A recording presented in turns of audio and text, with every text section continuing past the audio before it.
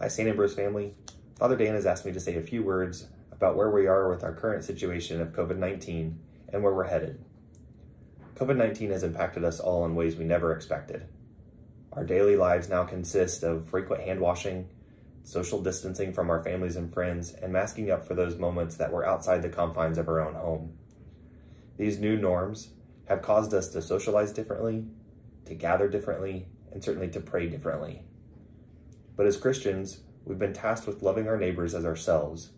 And in today's world of COVID-19, we do that by maintaining a social distance of at least 6 feet, wearing a mask that covers our mouth and nose, and accepting those crosses as sacrifice for our families and friends and our community at large. 2021 has brought us hope for a return to normalcy. The distribution of vaccines brings us closer to that goal, but we have a long way to go. We have a significant part of the population that still needs to be vaccinated in order to have the protection of herd immunity.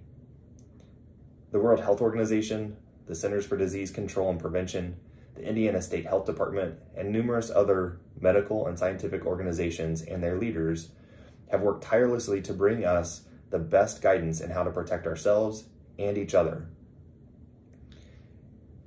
If we relax our efforts now, we face the real threat of a resurgence with more hospitalizations and deaths. And it's very likely that these efforts will need to continue through the rest of the spring and summer of 2021. St. Ambrose Parish community has certainly been affected by the pandemic. And when we're able to gather together again, filling the entire church for our liturgies and our celebrations, our congregation will no doubt look different. And some of those who we cherish seeing every week now worship with the angels and saints.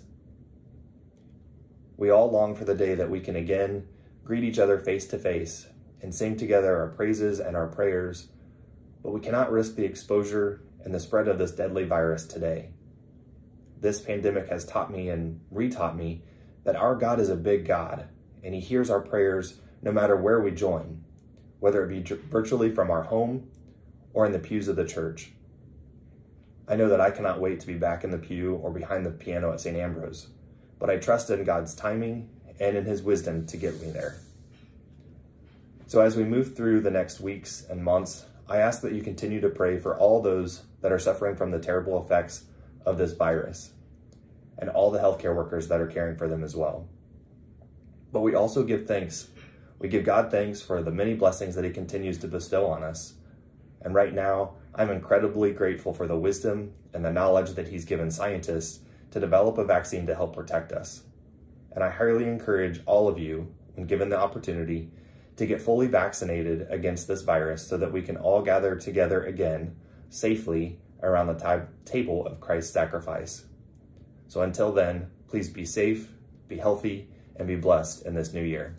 God bless.